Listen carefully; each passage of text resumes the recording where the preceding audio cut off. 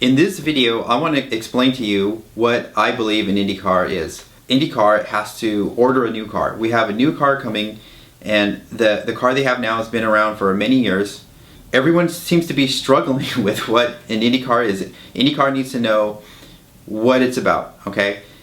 For that, you need a philosophy, okay? And so you have to define yourself. Okay, so first I would say let's look at what an IndyCar is. It's an open wheel car. Now, what is an open wheel car? Well, it's a category of race car, right?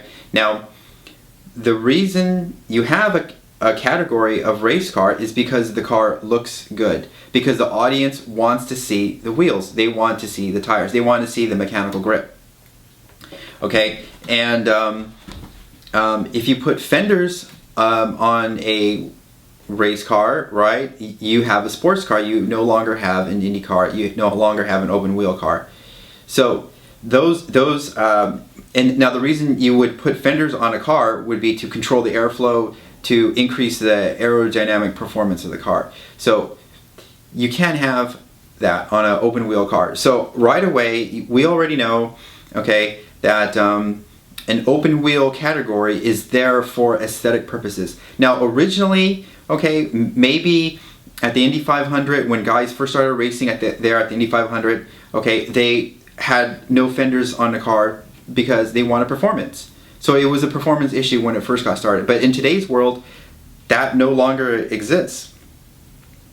Okay, people, at some point, there was a decision made. We want an open wheel car because it looks better, period. And that's that. Okay, so, you know, there's a lot of wings and playing around with the aerodynamics on the body, but you definitely don't want to cover the wheels because it would no longer be an open wheel car, and therefore it would no longer be an Indy car. Okay, so that is an important distinction to make. That's an important fact to understand, because you can now take that philosophy and extend it to the power plant, to the engine, right? So let's say we have an Indy car and it's open wheel, but we put an electric engine in there. That would sound terrible, okay? Because when you go to a race, you don't just watch a race, you listen to it, okay? It has to sound good.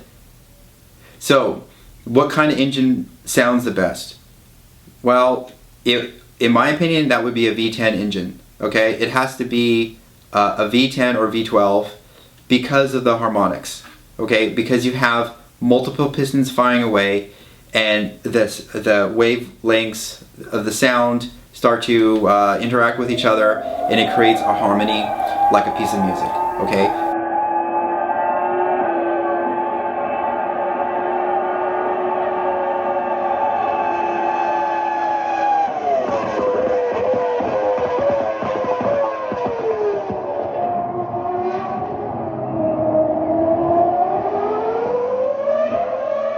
For aesthetic appeal, you want to have an engine that has aesthetic appeal, okay? It has to sound good because the audience wants to watch a race and listen to a great race. They want to hear it, okay? And so, yeah, that's what my opinion would be about what is an IndyCar and what steps should be taken for the new design going forward.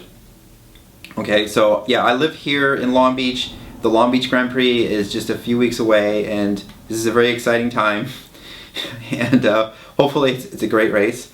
So IndyCar, should it compete with F1? I think IndyCar should be as close to the performance as possible with F1, but I don't think it should be faster than F1, you know, in the cornering and all that. You know, maybe not, but the important thing is that an IndyCar race is a great race, and it's a spec car. The costs are controlled.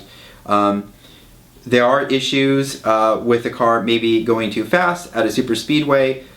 So if you had a V10 engine, you would have to figure out a way to make the car go slow enough to be safe on a super speedway. Because once you get up to 235, 240 miles an hour, if you go faster, you know, there's a danger of drivers losing consciousness, passing out. So that would be an engineering problem that they would have to solve. Maybe control the rate of fuel going into the V10 to slow it down, or control the boost, or whatever. So yeah, that's my my recommendation for IndyCar. IndyCar should not be NASCAR, and it should not be Formula One. It should be an aesthetically pleasing open wheel car with a great sound.